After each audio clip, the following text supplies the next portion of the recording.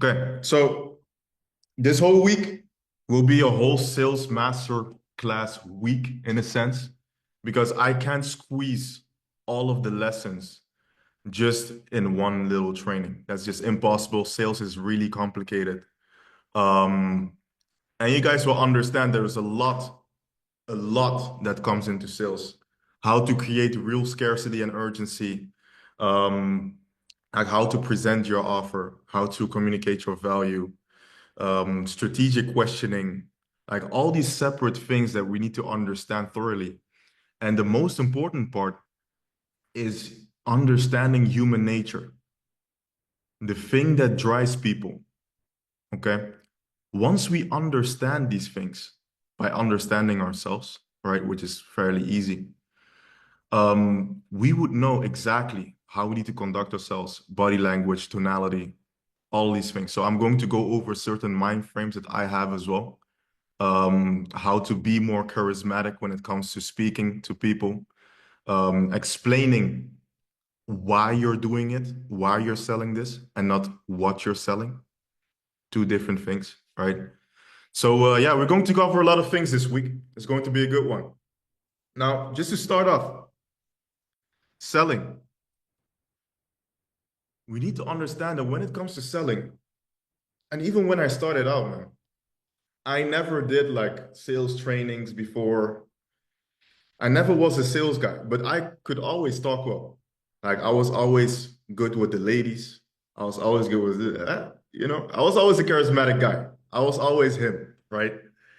But I understood one thing when it comes to selling, that it's more so that you sell yourself.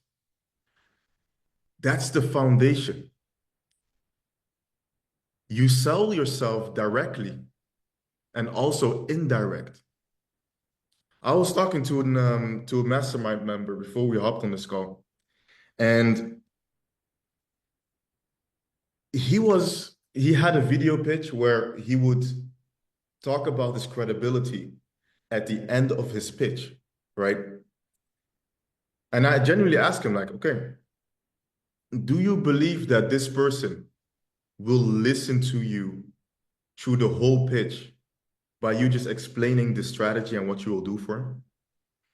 Or is he thinking, okay, why should I listen to this guy? Easy answer. We're selling to busy rich people, right? Ambitious people that don't have time, right? We need to understand these circumstances and who we're talking to. And these people are highly, highly narcissistic, man. Even if I say it myself, it's just a harsh truth. They value their time.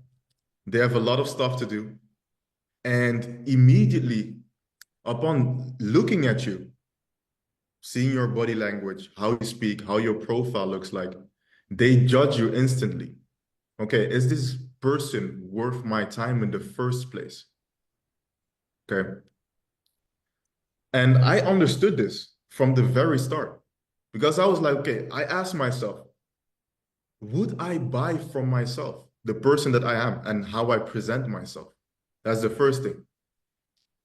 How do they expect me to talk? How do they expect me to look like? How would they expect me to yeah, how my tonality would sound like? What questions did I ask?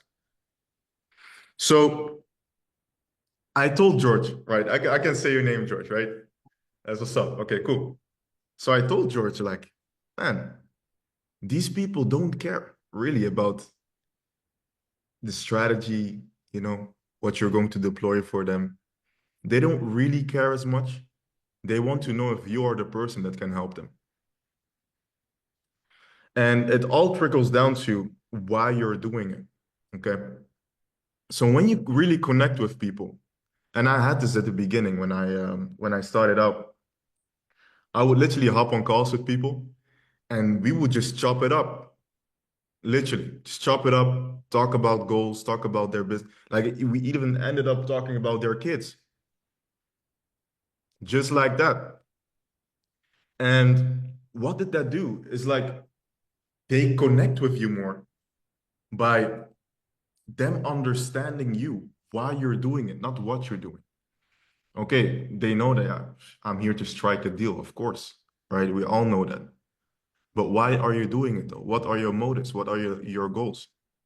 And I would literally tell them like, hey, these are my KPIs. This is what I do. I'm doing around like 20,000 with my agency right now. Like I'm trying to run it up to $100,000 a month by doing this, helping people with this marketing, and I will just walk them through it. And I would make my intentions known to them, why I'm doing it. And that reinforces the person that I am, right?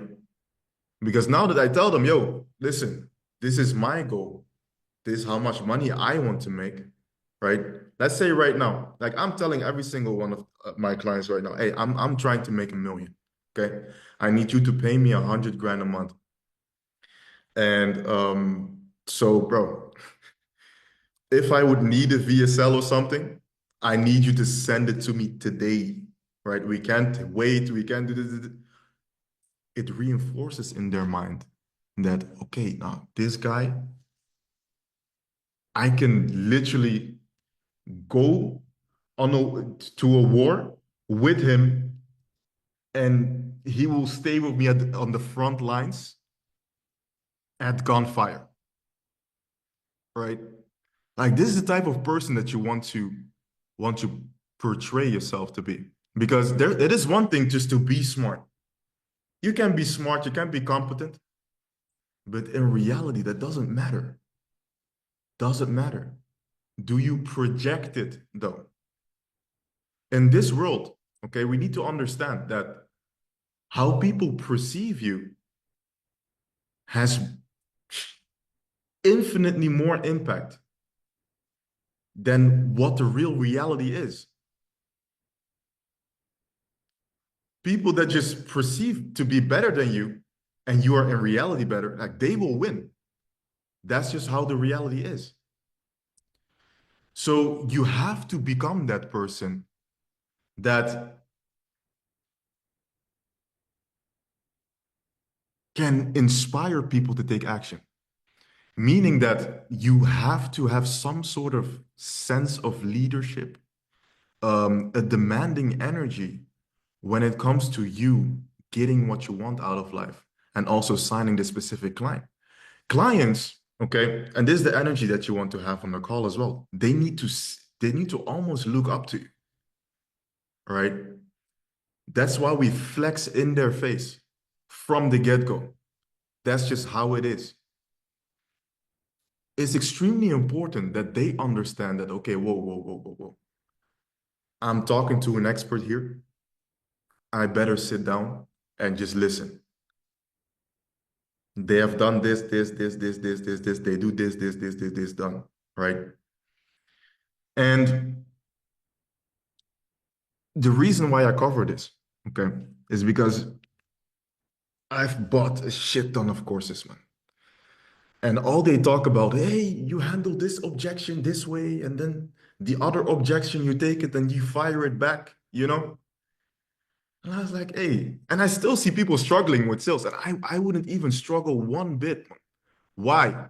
Because I understood this fundamental concept of energy, right? There is someone on this call here. He's really scared. He's a mastermind member. He knows who I am. I know who you are, bro. Right? He's really scared, but he couldn't close a guy because he was too scared. He felt like he wasn't deserving, and he didn't transfer the leadership energy into the person. And therefore, the person didn't think, okay, yeah, trusting him with one department of my business, I don't know, man. I'm really not sure, you know? Like this guy looks like he can break at any second. Like I feel some hesitance in his voice.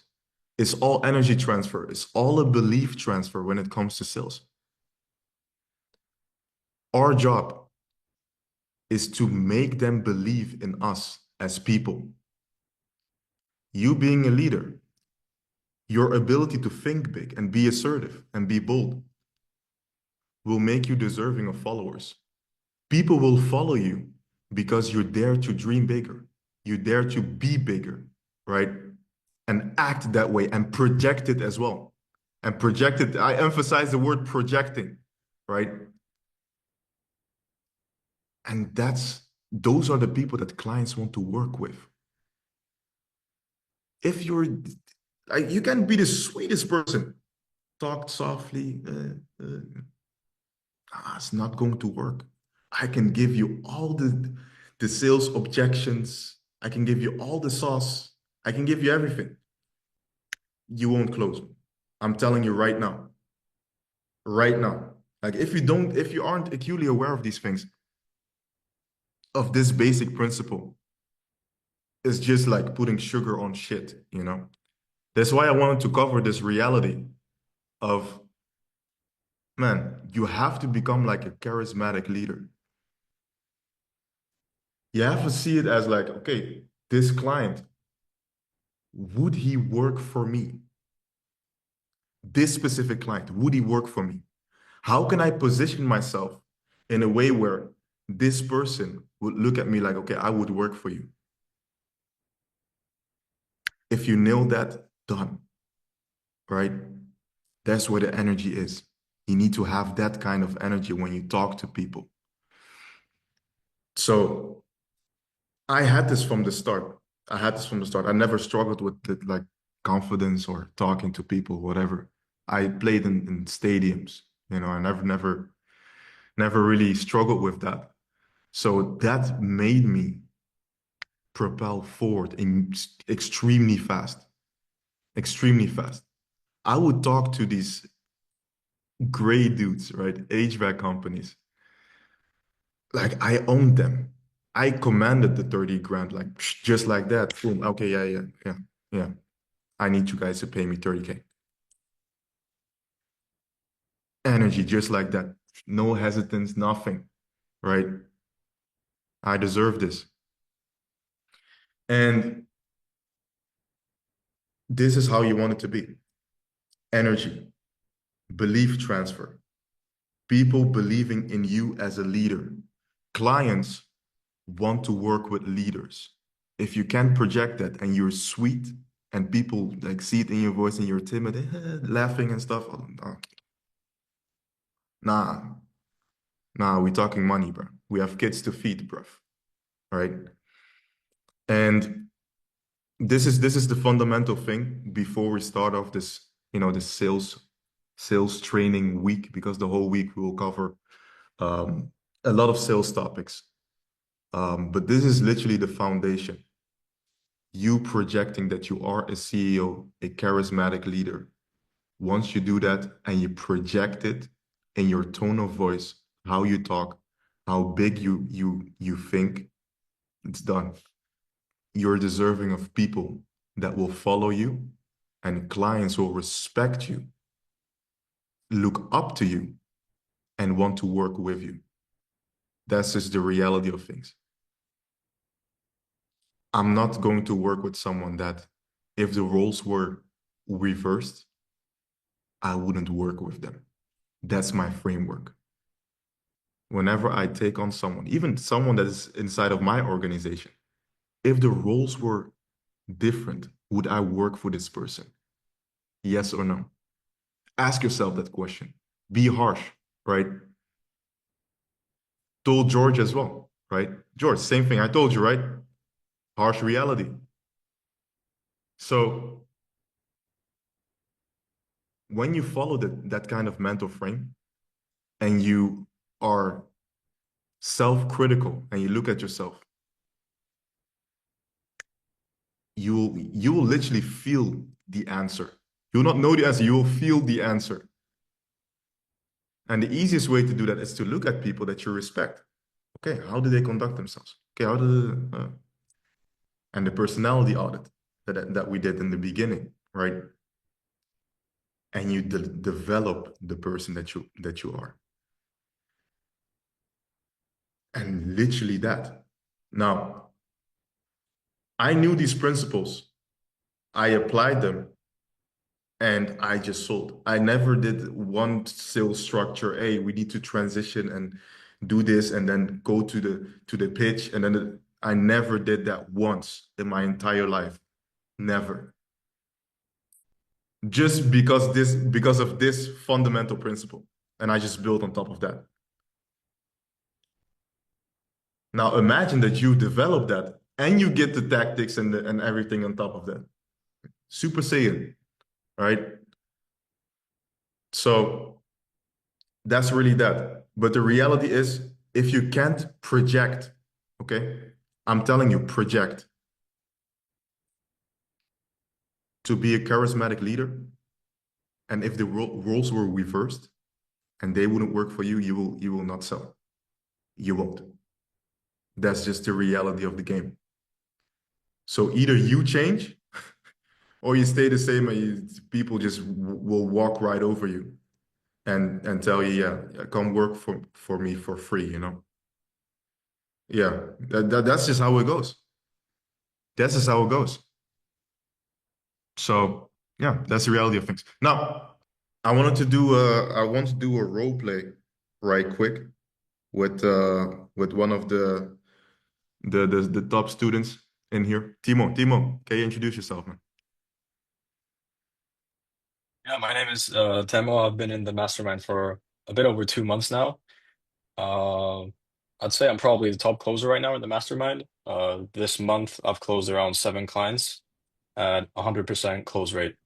So every single one has either signed or is in the pipeline on like a second call.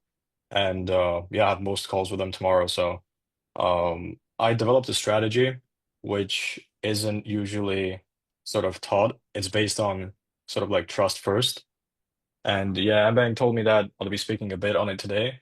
So anything I can sort of tell you guys to help you out. He touched a lot about the sort of personality you must have to close, which is very important. And I'm going to sort of be touching on the more technical side of how to frame calls, um, if you want to start closing at a higher close rate, and how to get people to trust you, make it seem like it's an actual conversation, not you being pushy and trying to sell them on something. Nice, sweet. Yeah, you can go right into it, man. What does your sales process look like? And how do you like naturally convince people to give you money? Because you're selling like some fat retainers right now from almost 5 grand a month just for sales to train sales teams. So yeah, like how does it look like, man? Yeah, so it's the trust first approach, right? So the most important thing is to have a genuine conversation with these people because it builds trust from the start, right? So it's not about memorizing a script. It's about like an authentic two-way dialogue, and everything comes down to how competent you sound, right? The only objection I believe in is the trust objection. There are some people, for example, genuinely don't have the money. They can find a way to get the money still. It's just that sometimes it's not worth the trouble, right? But the only real objection is the trust one, because if they trust you, they'll find a way to get the money, right? So instead of relying on a script and trying to see exactly where you are, miss out on some of the questions, have a pause, a 2 minute break so you can find which question you ask, not listening to them and asking a different question from what they answered. Just rely on real-time adaptive listening, right? So the most important things I'm going to share with you are going to be in the first sort of minute or two, right? Um, this is the most important, right? So people pick up on inauthenticity straight away through like different subtle social cues, right? So micro expressions, mirror neurons, and um, breaking report is basically them catching you reading off something else or not being genuine enough, right? When you start to build report at the beginning of the call, don't ask questions like, how's the weather or some stupid stuff like that. You don't need to force anything, right? You can ask them where they're from and they maybe say a country, maybe you know something about that country, a fact, maybe you've been there. It doesn't really matter. You need to make it sound authentic and genuine, right? If you see that they're not reciprocating it and they're more of a type of guy that just wants to get into business straight away, then just go for that, right? As long as it's natural. And when you listen genuinely to a person, that amplifies feelings of, psychological safety, and respect and trust as well. So Mbang talks about this a lot. It's called the reciprocity bias, right? So when you truly hear them and when they feel heard, they become more open to hearing you as well, and they trust you more, right? So competence is one of the ways that I build the trust, right? So listening and competence. Now, what I mean by this is sort of displaying expertise in your field. Whenever I start selling in a certain niche, I know more about that niche if you give me even one day than they probably know in their 10 years of experience, right? And it's not arrogance. Like I literally dive very deep so that I know all the industry related jargon and everything, right? So it's not only being an expert in marketing and what you're offering them, it's also being an expert and being able to understand their issues as well, right? So demonstrating this deep knowledge in the subject sort of circumvents this cognitive dissonance because they see that you align with their goal, right? So if I say terms, for example, like LVA or QOI or PMT or ECM, right? You guys probably don't know what that means, but when you sprinkle in some of these terms, you show authority. It depends on what kind of person you're selling to, because if you, as Mbank said, some people are very rich, they have very high egos, right? So if they feel like you're being very condescending, then that's not something good, right? So you need to be strategic when you're doing this. If you're talking to somebody who you're selling at a low retainer, they probably won't have a high ego, right? So this can work quite well. Even if you're talking to somebody who knows a lot, it's still fine to sort of sprinkle in these terms, but these are terms that are related directly to marketing and the marketing agency side of things, right? The first thing you need to do is sort of make it seem like you guys are collaborating. So instead of I'm selling you something, you need to shift it to we're collaborating together to get a win and to get your results, right? So your goal is whatever to get X result by whatever time frame, right? And my goal is to help you eliminate the guesswork and sort of shorten that path.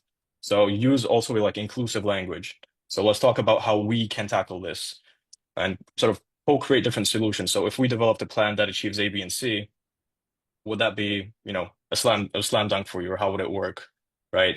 And this is sort of like the social identity theory. So people like to feel a part of a collective effort. They like to think that you're not selling them, but you're actually becoming part of their team. Right. The second is a lot of people are scared to be pushy, right? And Bang sort of talked about this. Some people don't have confidence. And the truth is, you don't have to be pushy. As a matter of fact, you're not like that's a bad thing to do. You need to guide them into making decisions. So rather than telling them outright or aggressively pushing them what you're going to do, use like gentle nudges. So ask questions like, what would it mean for you if you could fix this problem permanently, right?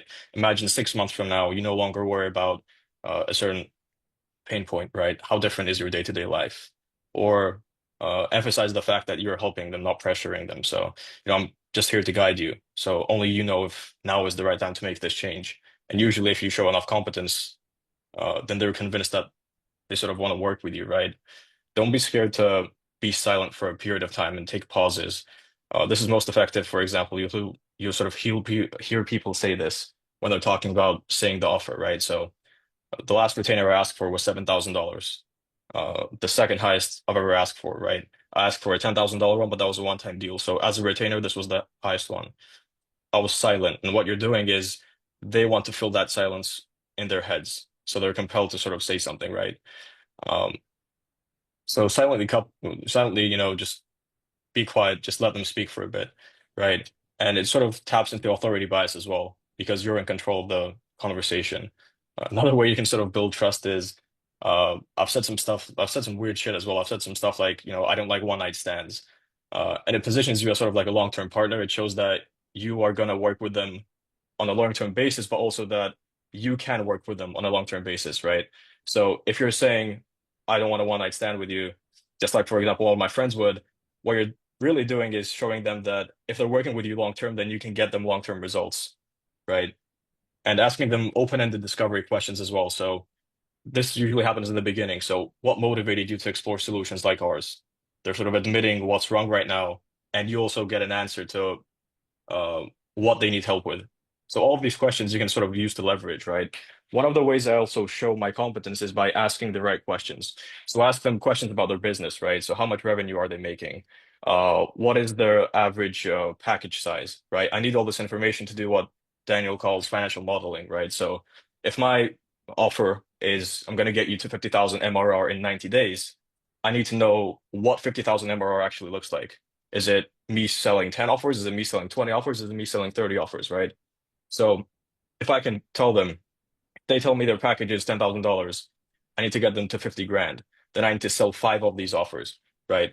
Let's say industry average 20-30% close rate, right? So then I need to book in 15 calls. So now I can tell them in advance, we're going to book you around 15 calls a month, right? How many do you think you could close? People usually say they can close half, right? But even if they say 3 out of 10, which means their confidence is low, even then, one out of every three is still that five that you need to reach, right? And that's $50,000 in 1 month, then, not even 3 months. So your goal is to make it seem like even if you use very conservative numbers that they give you and make that even more conservative yourself, you can still reach that goal, right? So now you're at the point where not only have you sort of built good sort of rapport with them, they like you, they trust you, then you sort of ask the right questions. Now you know how to solve their problem. Uh, you showed how competent you are through not only asking these questions, but also talking about some solutions using some industry related jargon or whatever. And now you sort of tell them exactly how you're going to solve their problem and just how easy it is. So you break down the numbers, right? You can say numbers don't lie, for example, and just show them exactly how to do everything. At this point, they're almost already convinced, right? But even if they're not, you can use another thing, for example, which is uh, I like to call it like sort of like the three-level pain dive, right? So there are surface level questions. So like, what's the main reason that you've jumped on this call today? There's a deeper sort of reason, which is what's that costing you in terms of both revenue and time, for example. And then there's like the personal questions, which is how does this affect you or your team's morale and ability to hit larger goals, right? Loss aversion is one of the most impactful psychological things you can leverage, right?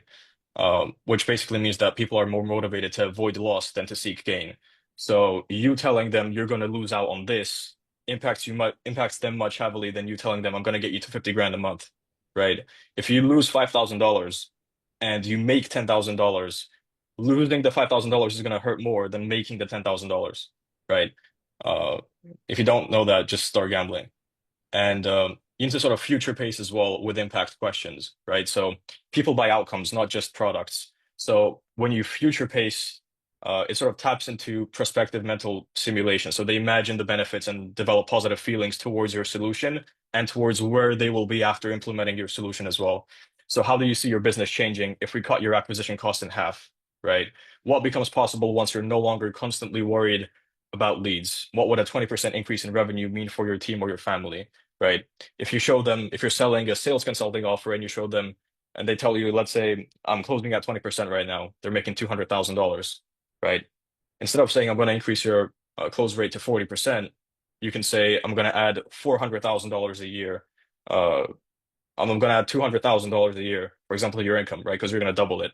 So with me, your new yearly income becomes $400,000 because I just doubled your close rate, right? So always try to frame it in a way which shows the most impactful outcome possible, right? So always try to put a number behind an example. Since in our industry, it's always better to use numbers and money, right? Because really, no matter what you're selling, the only thing the prospect gives a shit about is making more money, right?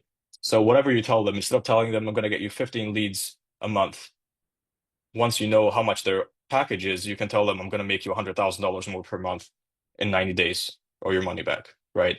Always try to frame everything with money, even when you're doing outreach, even when you're uh, giving an offer. Try to be as specific as possible all the way through the offer, and always tie it back to money, right? Because that's the most easiest way to convince somebody to help. Because people don't really give a shit how you do it, as long as you get it done, right? If I told you give me $1,000, I'll give you back 10,000. You don't care how I do it as long as I do it.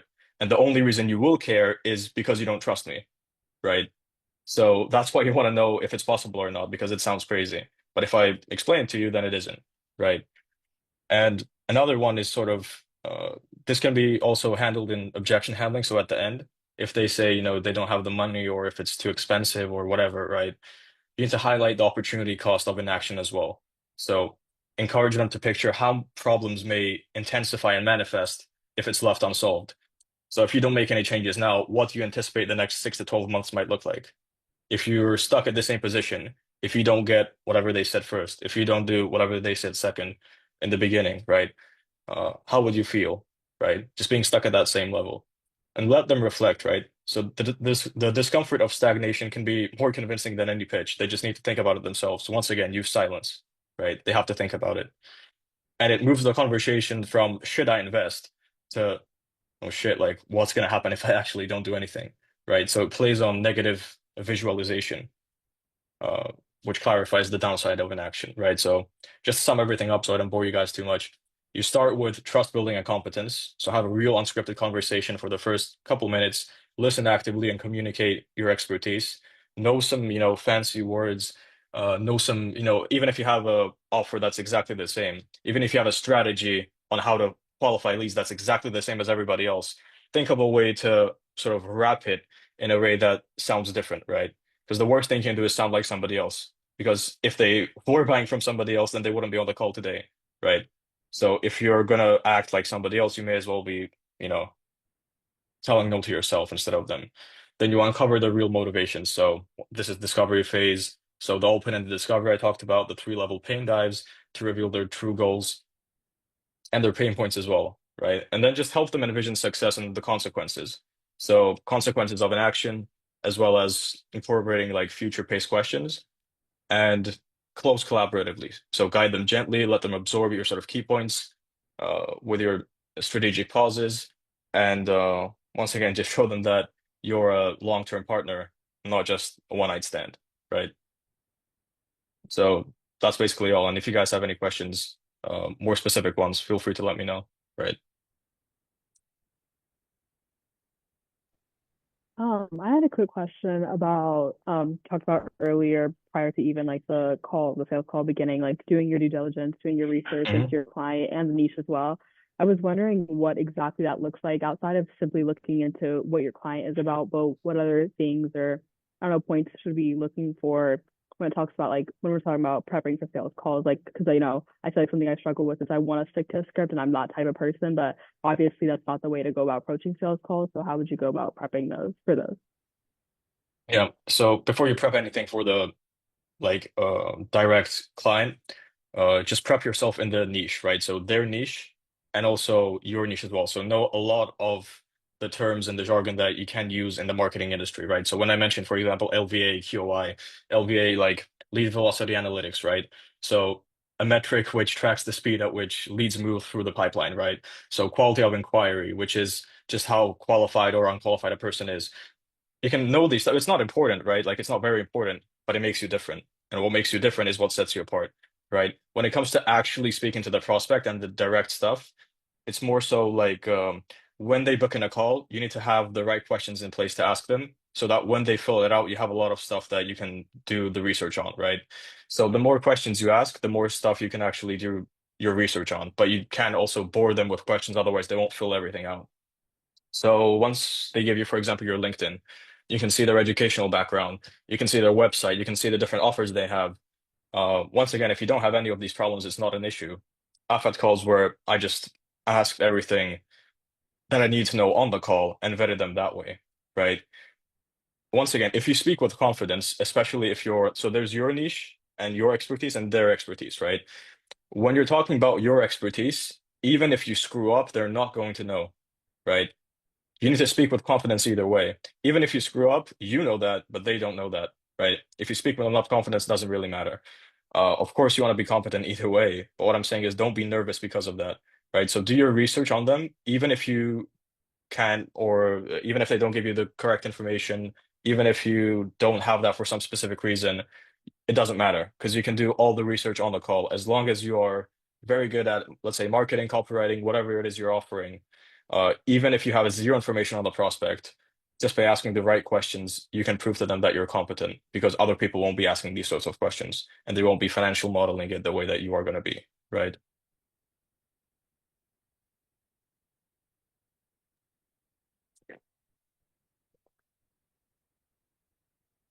You good to go? Any- Yeah, bro. All I right. think no other questions.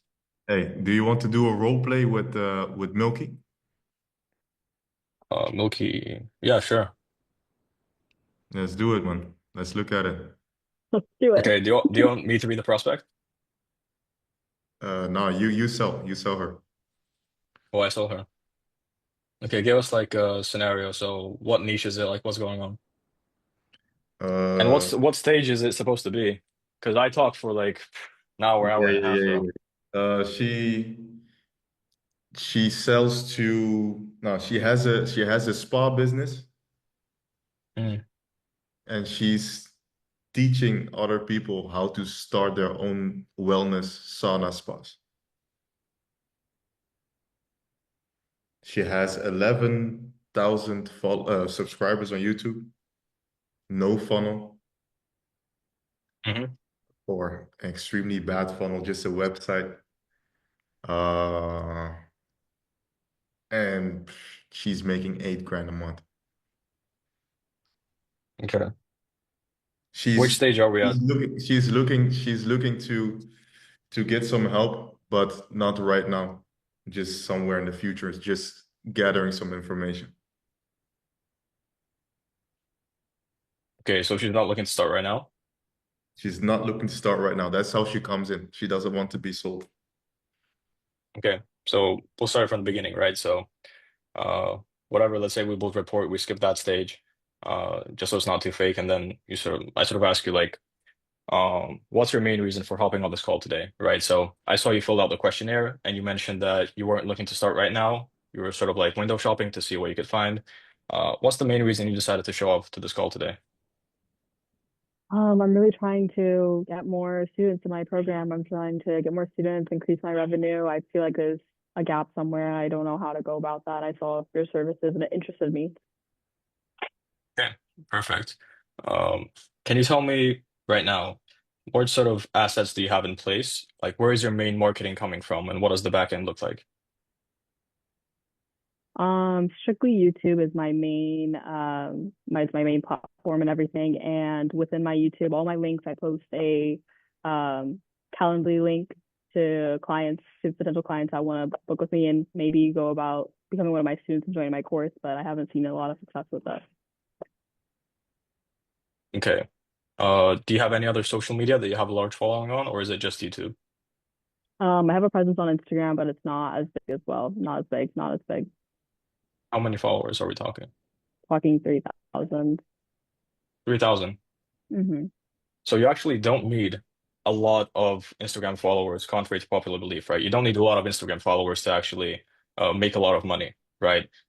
We have people in our program that have 1,500 really active clients, and they are still making 10 to $15,000 a month with that, right? You actually don't want to be very famous. I don't know about you, but I'm the type of guy who doesn't like to post a lot of content, right? So what I like to do is build a smaller micro brand and have a lot of actual active followers in there, right? So what you're doing, if you're not going to be posting to those 3,000 people, you're missing out on a lot of revenue, right? So you're leaving cash on the table, which is something you don't want to do, obviously, correct? So can you tell me a bit more about sort of how much it costs, how much your program costs? Talk me through some numbers, okay? Yeah, right. As of right now, I'm selling a full course and we're selling it for $900. And it's $900 for it's a one-time fee, $100, and I get access to all these courses, videos, occasional calls and stuff like that. But yeah. Have you thought about creating a higher ticket offer so you can reach your revenue goals even sooner? I'm not gonna lie, I'm not because I want to keep it somewhat affordable for people that are interested in starting up their own like med spa, their own wellness spa one day. And so I want to somewhat keep it attainable and approachable and people can actually purchase it still. Okay. Just to be on the same page, right? What is your dream? Like, if I told you you could pick a number and you'd be making that much a month, right? What would that number look like for you, and what would it change? 100K month. 100K month would be game changing. Okay, and why that number? Just looks nice, or is there a story behind it? There's not necessarily a story behind it. I feel like that's like a number where I can sit and be confident, and I think it opens up a lot more freedom for me in regards to how I go about what my day to day looks like with my business and how much oversight I have with like the daily operations and things like that. So I think that's why. Okay, and how many leads are you usually getting from YouTube? I will get some booked calls as of right now when I'm looking at my Calendly. I get like 15, 20 calls a month, but then that's not even 100% everyone comes. And so I feel like there's some sort of a drop off, but I think people are coming, they're clicking the link. I don't understand as to why people don't show up or, there's 11,000 of them on YouTube, but I feel like I'm not reaching out to every single one of them. Okay, so you're actually hopping on to all of these calls yourself, I the am. $1,000 ones. Mm-hmm. And what does that look like for you? Do you feel stressed? Do you feel anxious about that, or do you enjoy Um, doing it? I honestly, I enjoy the whole educational aspect of it. I love building out my course, and I love doing what I do in regards to helping people start their own wellness brand one day.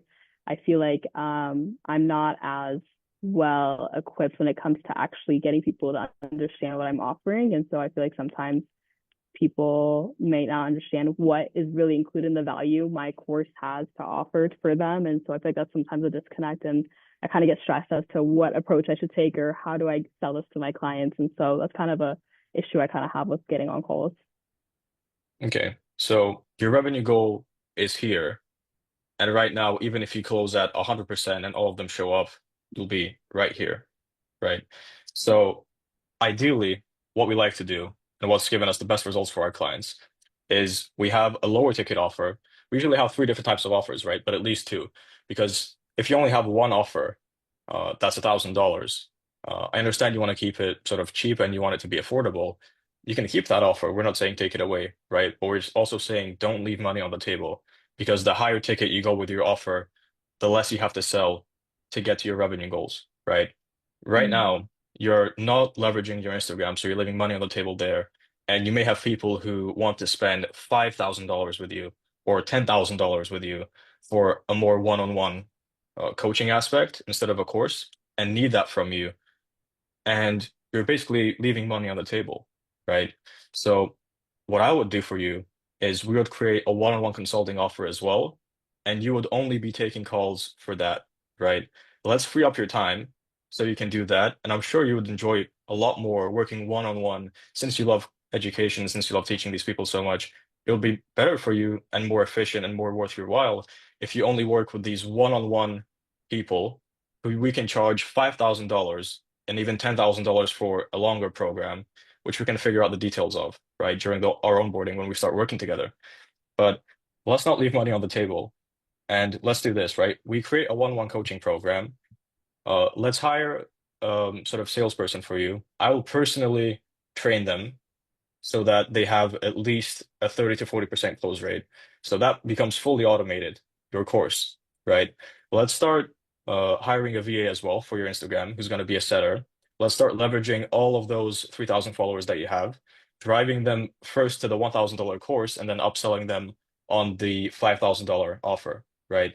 And if you do the math, right, let's say your YouTube doesn't grow. Let's say you are still stuck at 15 to 20. What we're going to do is we're going to increase your show up rate to get it to 90%. That's our sort of average right now within our company, right? And we do that through, I won't bore you, but basically what we do is, first of all, we have a qualification stage and we get them so involved in these answering these questions that they feel like they're so invested they have to show up, right? And then they get messages that are automatically sent through our AI system. And we also have setters who personally follow up with them, and we always engage with the value and give them some free content so that the reciprocity bias kicks in place as well, right? And they want to show up on the call, right? So if we do that, then you'll have around 20 calls a month, right? Coming in from there, which we can easily scale because we have a content manager as well. So we can scale that, easily double that. Let's say within 90 days, we can easily double that, right? So let's say you get 40 calls a month. If I'm training your setter, right, within 3 months, we can easily get them to a 50% close rate, right? Because the people that will show up on the call will be qualified. And if they are qualified, there's no reason why your setter shouldn't be closing at least one out of every two people. So let's say you close 20 of them a month, right? So now your revenue increased from 15, 20 calls. I assume you would be making around five to $10,000, and it just increased to around 15 to $20,000 on the course without any of your involvement, right? And now let's look on the one-on-one offer. With the one-on-one offer, if you only give us an ad budget of two to $3,000 a month, whatever is best for you, right? What we could do with that is give you 15 qualified leads, right? Who will complain much less about not getting everything they wanted from you. These are going to be leads that you can work one-on-one with, more interesting because you're not talking about some low-level stuff. Instead, what you're doing is you're talking about stuff that is more relevant to you, is more relevant to them, right? I don't know about you, but for example, I do coaching for different companies. And for me, it's much more boring to talk with, for example, setters and teach them how to send out messages than it is structuring deals that are worth 5 to mid 6 figures, right? Because it's more interesting. There's more complexity involved, right? So you get to have that same feeling with those types of people, right? And in addition to that, we'll book you around, let's say you can expect within the first 3 months, at the end of month three, you'll be getting around at least 15 to 20 of those qualified calls, right? We don't need people who won't show up. We don't need people who show up but won't actually buy anything. We need people who show up, are extremely interested because we go through the vetting process with you to sort of understand what types of questions we need to ask to get to your ideal client profile. And so 15 to 20 of those calls, let's say you close at sort of 30%, right? Then what happens is you get four of those and you're sitting at $50,000 a month in our first 3 months, right? Then all we have to do is take these exact systems and processes and this back end, just ask for a slightly higher ad budget from you.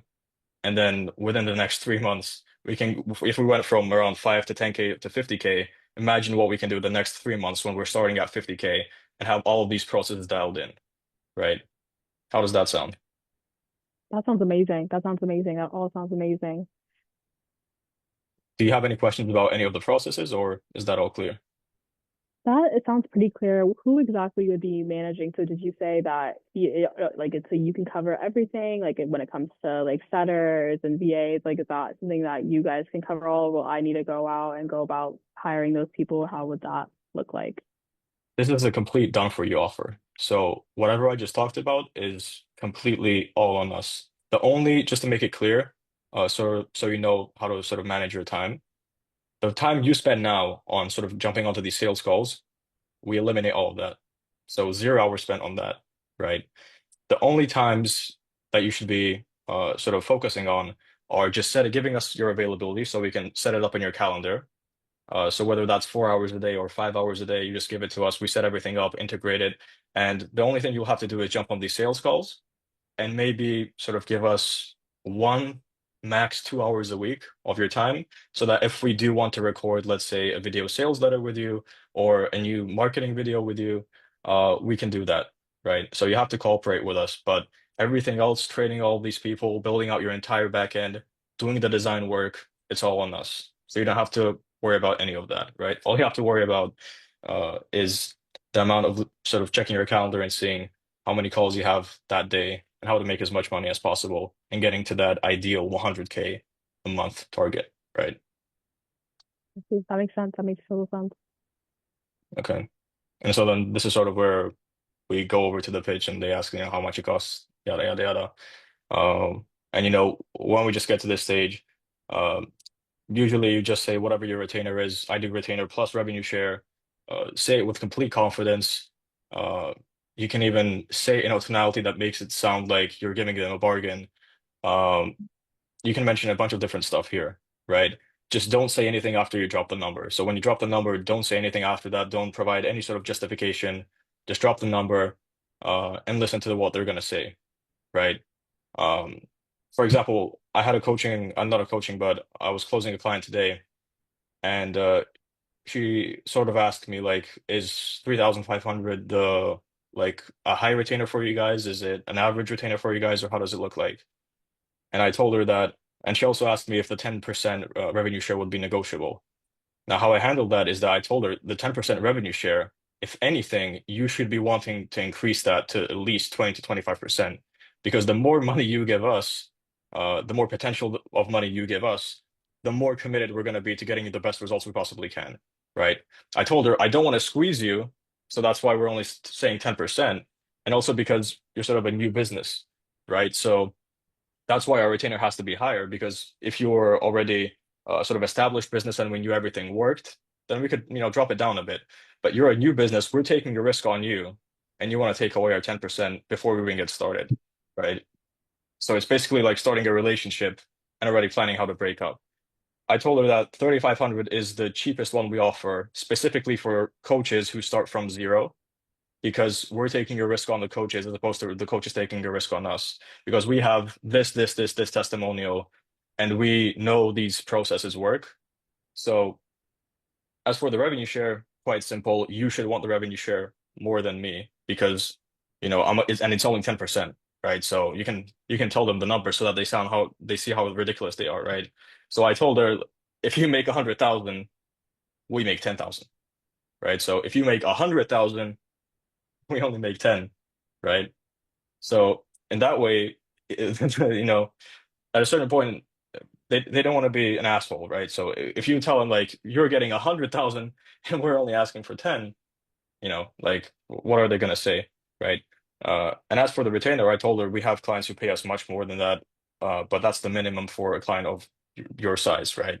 And that deal closed easily because I showed her that if anything, she should be wanting to give us more revenue share, not a higher retainer, because a higher retainer is just pure risk on her end, right? But I told her like if you're paying us, let's say 3,500, and our revenue share really kicks in after 35,000, right? Because we're sort of going to subtract that.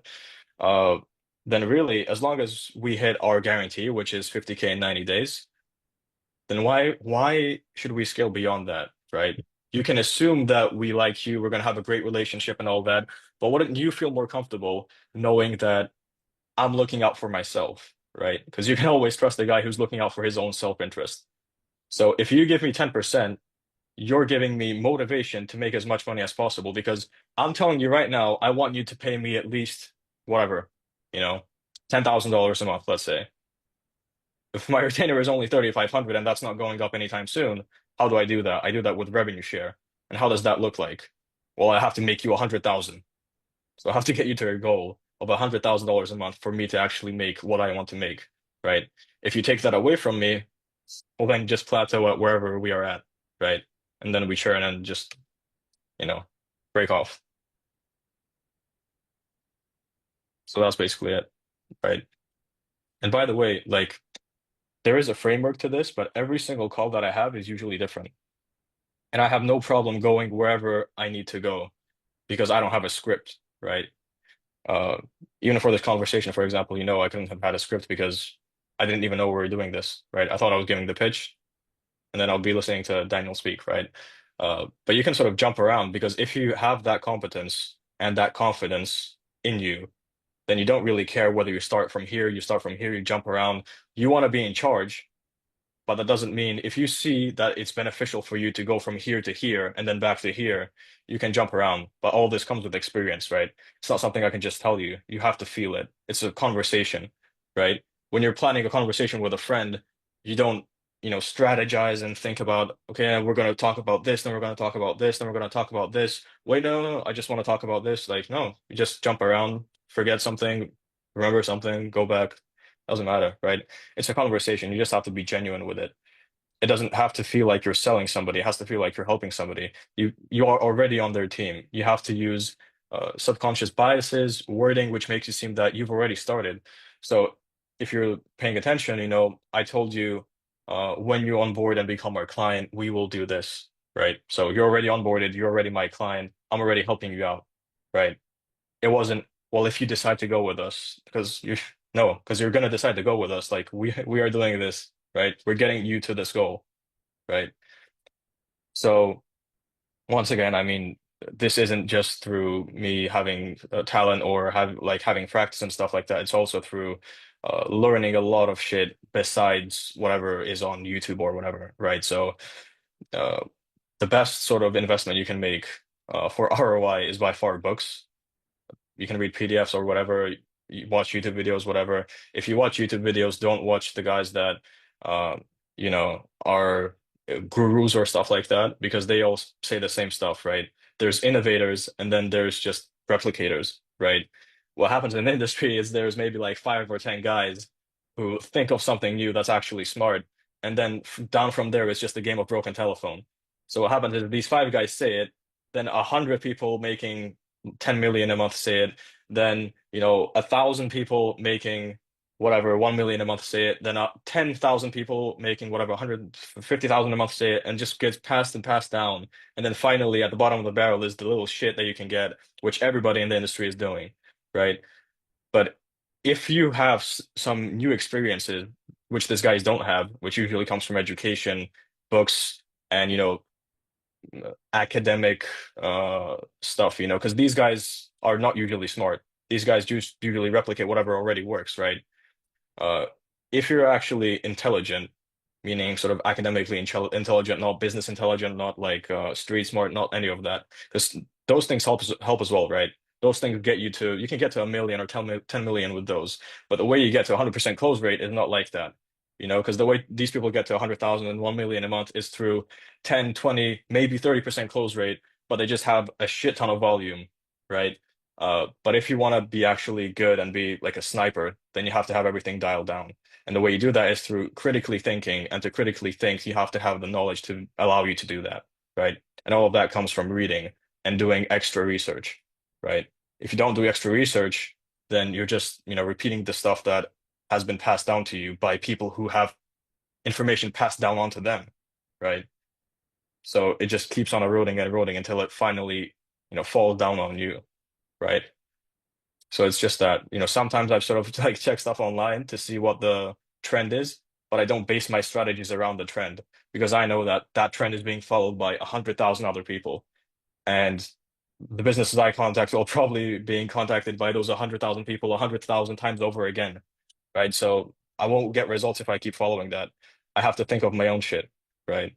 That's how you get results, especially when you're looking for higher ticket people. And you also have to realize these higher ticket people who have 100, 200,000, 1 million subscribers, they're getting targeted by maybe 10 guys, 20 guys, 30 guys, maybe 50 guys.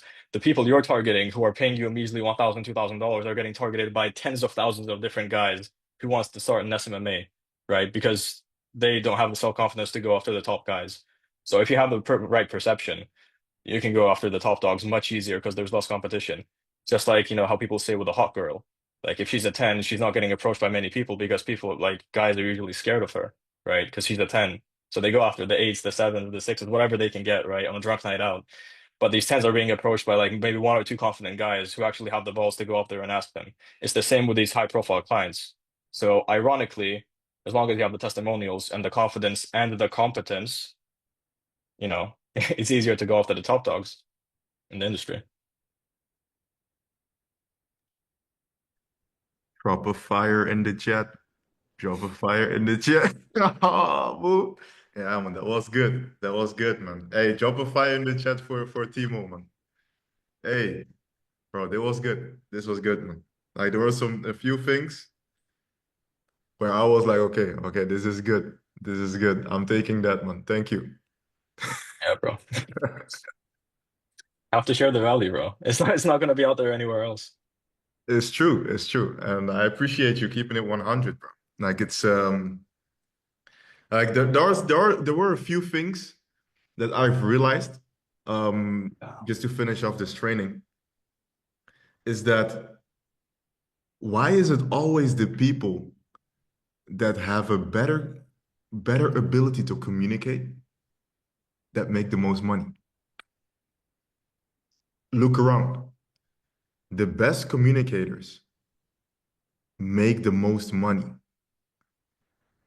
It's really weird because even with Timo is a good communicator. Like he's a yapper. You guys see, he's a professional yapper, man. He could go for hours if I didn't stop. Right?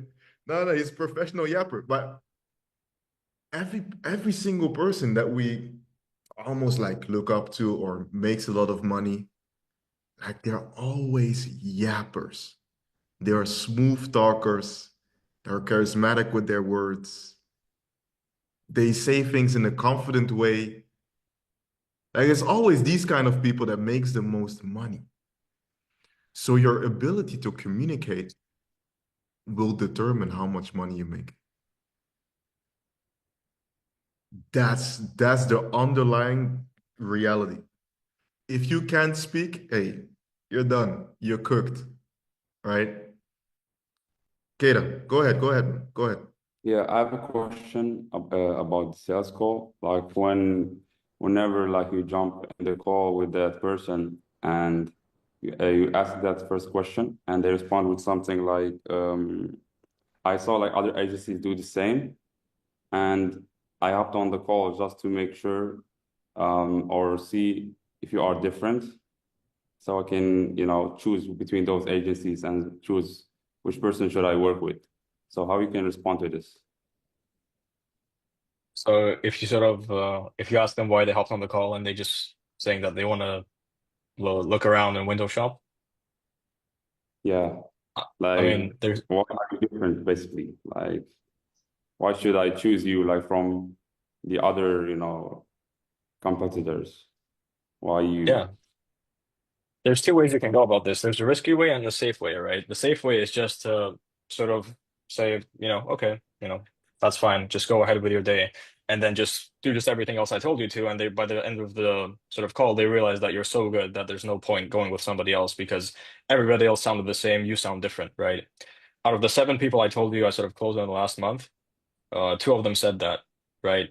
And you have to be able to tell what kind of person somebody is. So this is like getting more strategic. So maybe not everybody can do this, but if somebody is has a high ego, or somebody is more introverted, or somebody is more extroverted, you treat them differently, right?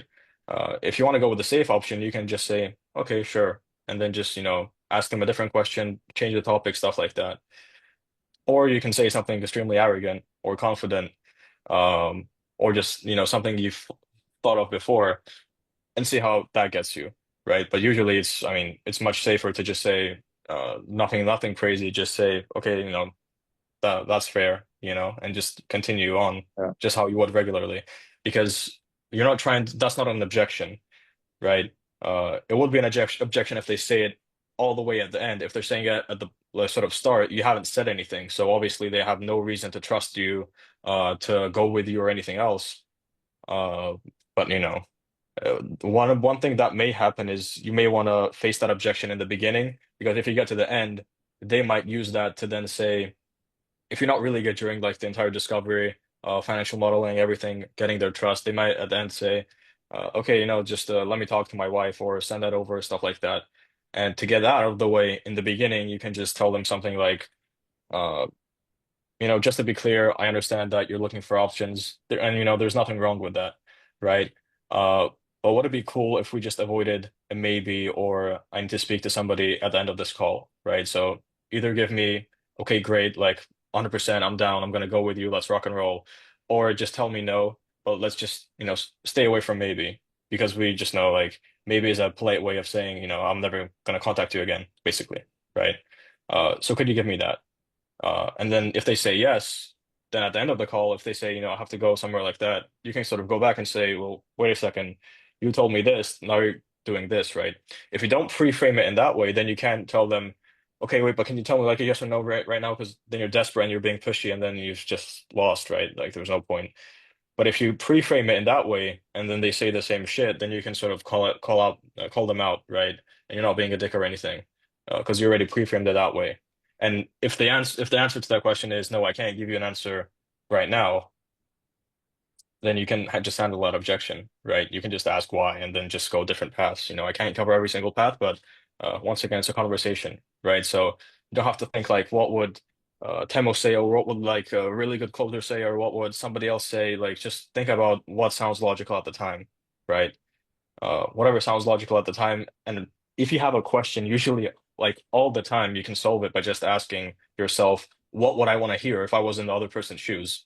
So if you adopt their personality, if you adopt their situation that they're in from whatever information that you know, and you ask yourself, okay, what would I want to hear?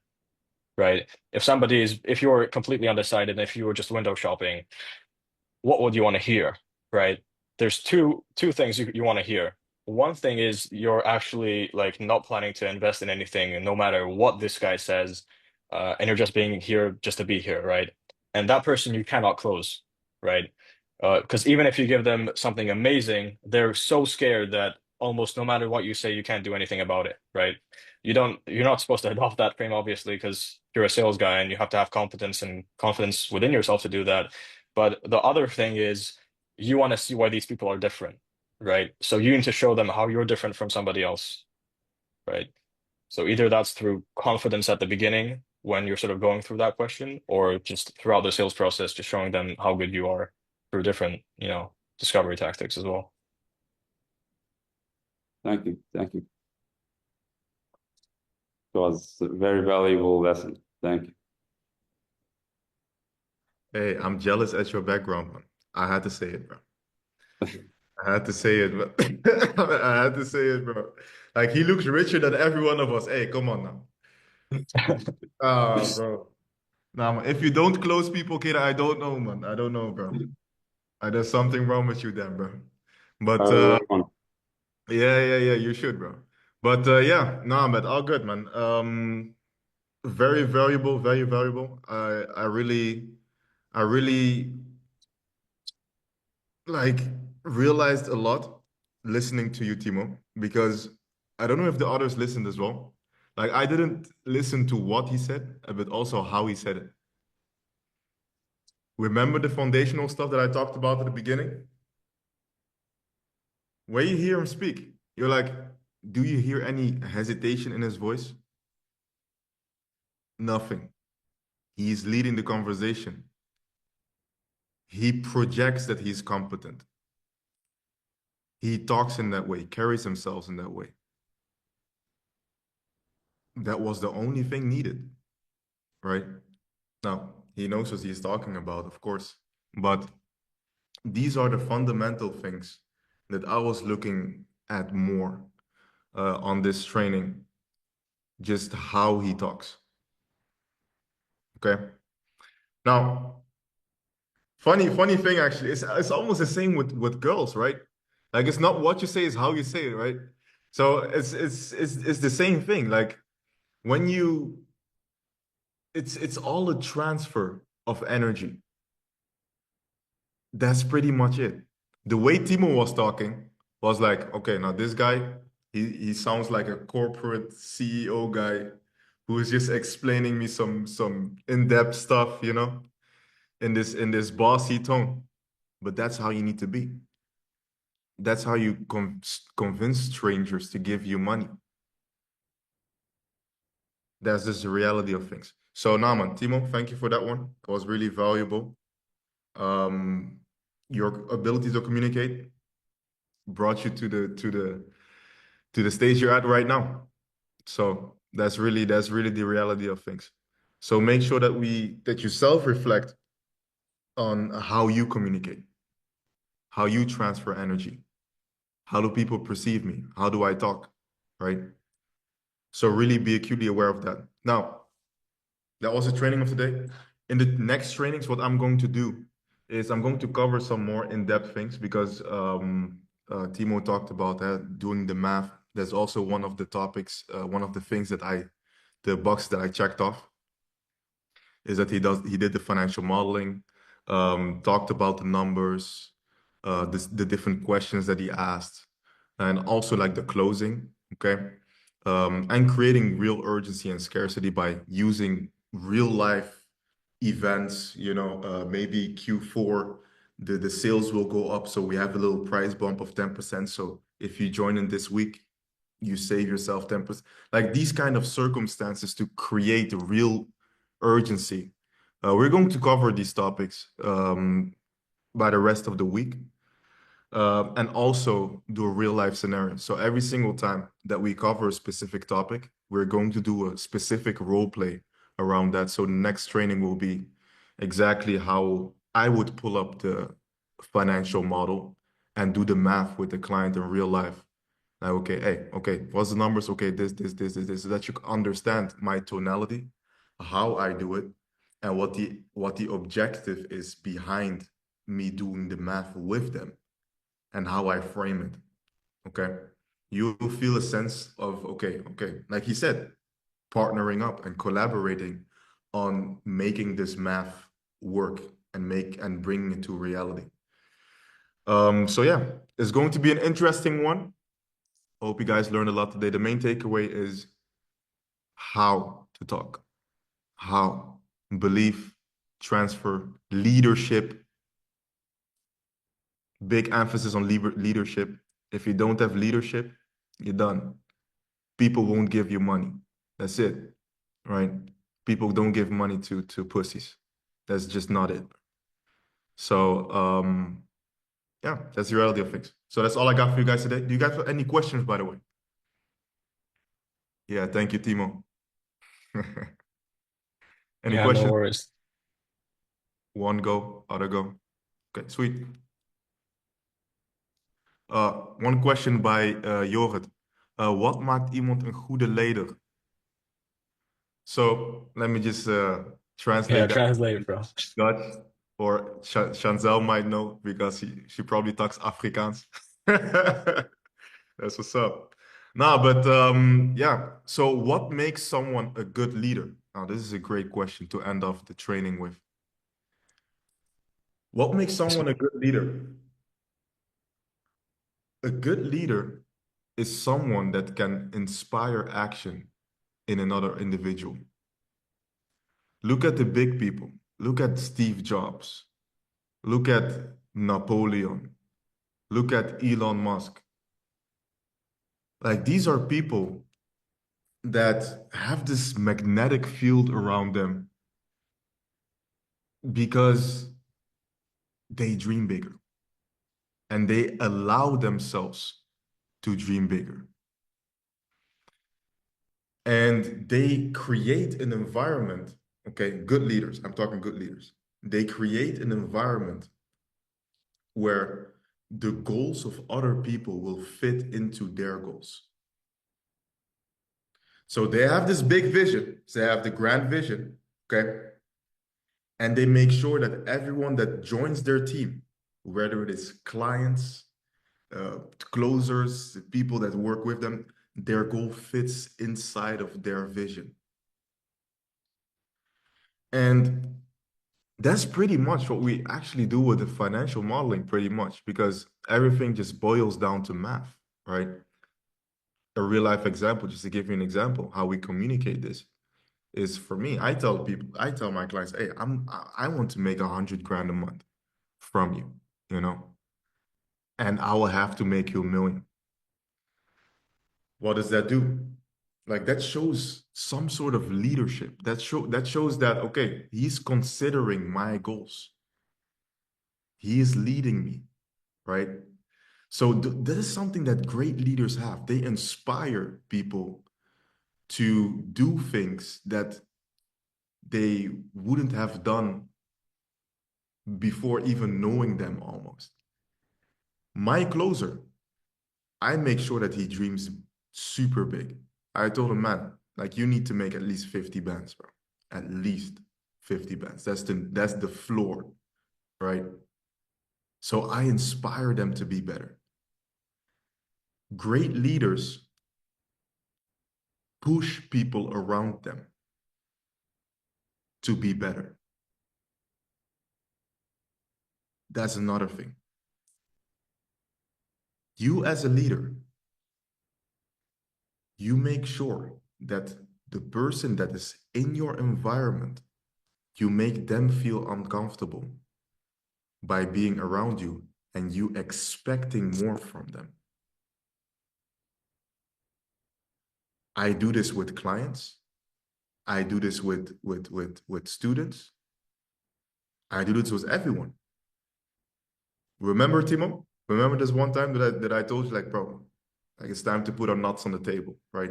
Excuse me, ladies. Right? I That's told when you I that. closed. That's when I closed on the 7K, bro. Remember how I followed up? Yeah, yeah, Yeah.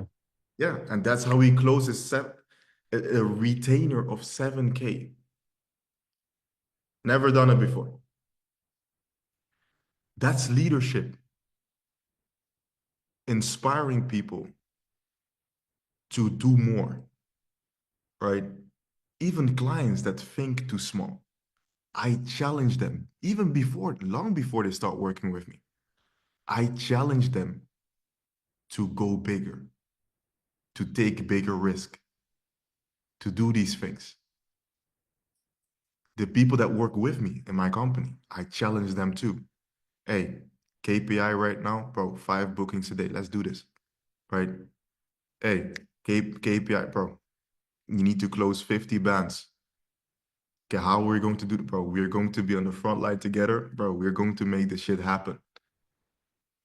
And all of a sudden, like they feel this raise of just confidence and just, okay, bro, let's do this. You know, like it's Sparta, the 300 against the whole army, you know? Like you're creating this energy, like Okay, nah, let's do this, man. We can do this together, boys and girls, right? And that's how you do it. You being a captain almost. And it requires you to be a certain person. People look up to people that are extremely confident, ridiculously confident, and just seem unshakable almost with their obsession. You can tell them nothing. Like they just charge forward without even hesitating or being indecisive. No, no, no. They make decisions like this. Bop, bop, bop. Even if it's the wrong decision, they go 100%. And the people that see that, they're like, oh, I go with this guy. Like he's going somewhere, right? Like that's a leader. We all know intrinsically what characteristics a leader has. We all know these things intrinsically. You can just literally look at the biggest people in history. Steve Jobs. I like to watch Steve Jobs. Right? I like to look at like lately I'm studying Donald Trump. Man, these guys charismatic. Even with a bad example, Hitler. This guy, he convinced the whole country to hate a specific demographic, bro. Because unwavering, like confidence and just this big goal, right? This big goal, right? Okay, bro, he just builds this sense of togetherness and okay, we can tackle this goal together. Trust me, bro, take over, man. Easy, right? Doesn't matter what comes our way, bro. We will stand. We will charge forward in gunfire. I will be up front, bro. That's a leader. That's how you become a good leader. Step into that character and make sure that you lead everyone around you. I even lead my mother, right? Like when she's a little bit emotional, hey, mom, hey,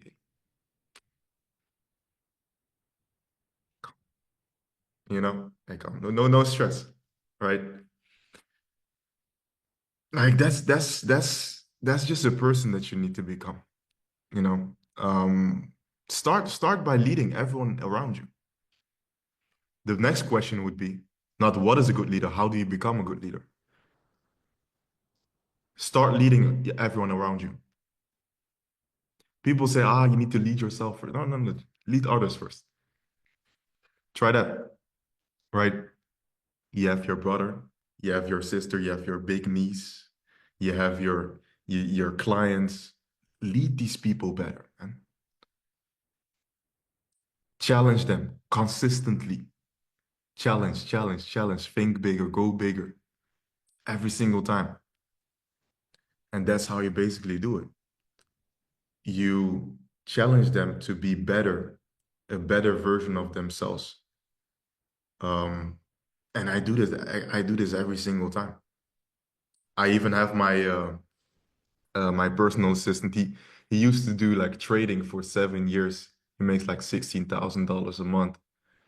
I was like, bro, why the fuck don't you have like an info product, bro?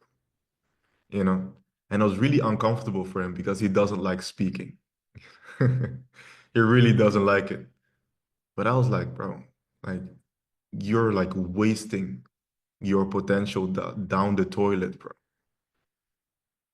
And I pushed him to go over that limit, that boundary of uncomfortability. Okay. So what was I doing there? I was leading him.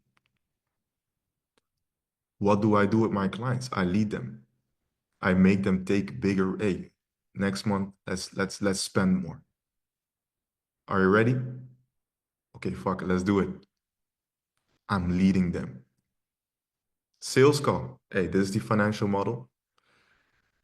And shit, like we're going to make something happen. You ready to go? Okay, fuck it, let's do it. Send me the payment link. Let's go. Leader. The people that are in here that talk to me or were on a sales call with me. You guys know, all I was doing was leading. Isaac, tell the story.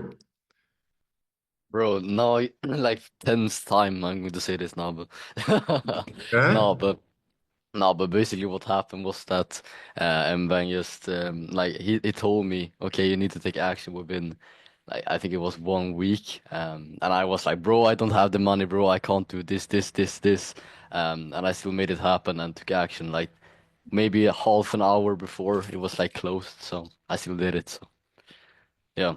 Exactly. So I literally, because I know Isaac for a while. Like he was one of the top students in agency accelerator and stuff. I was like, hey bro, like this guy has potential, right? And I basically just forced him. Time constraint, yeah. Put a time constraint on him. See if he got it or not. But I also told him why I put a time constraint on him. See? Because he was hesitant.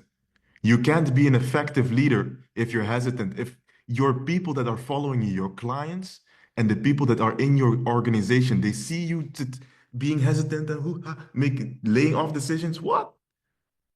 Bro, they will drop you, man, immediately. Your competition will also eat you, bro. So I had to get rid of that specific, like this hesitant behavior that he has. How many clients that you close right now?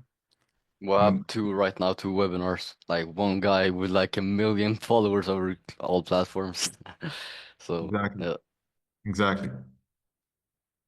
There we go. This guy, he could stop with everything and just focus on the clients with 1 million followers, get his rev share, and he fucks up, right? So these are the things that we want to understand. Leadership, leadership. That is all of what it comes down to. So how to become a better leader? Inspire the people around you to think bigger, take bigger risk, and push them to be more uncomfortable, right? And you need to cause that. You are the one that needs to make people feel uncomfortable. And before you think like, that's a little bit is a bad thing. No, like people expect it almost. Isaac, did you expect me to go easy on you? No, bro. Yeah, yeah.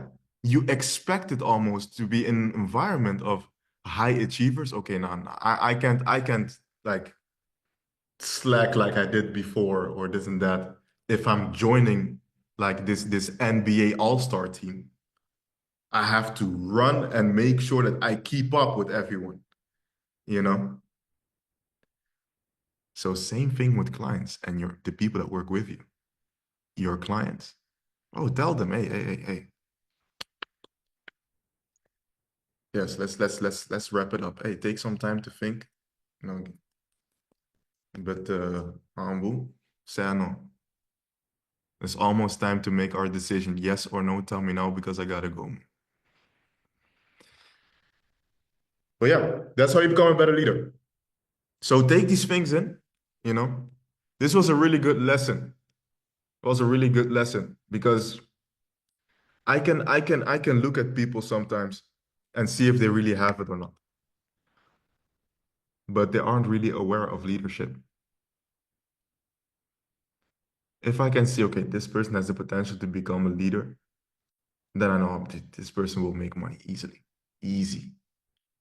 But if I see that like hesitant and nah, no one will give this person money. No way. I bet against you. I put my money against you. I see my brothers laughing. But yeah, that's just the reality of things. So take these things to heart. Be self-critical. Look at yourself and start speaking different, acting different, start behaving completely different. And that's how you need to be. Okay, cool. That's all I got for you today. Sweet. I'll see you guys on the next one then. Hey, speak soon. Bye-bye.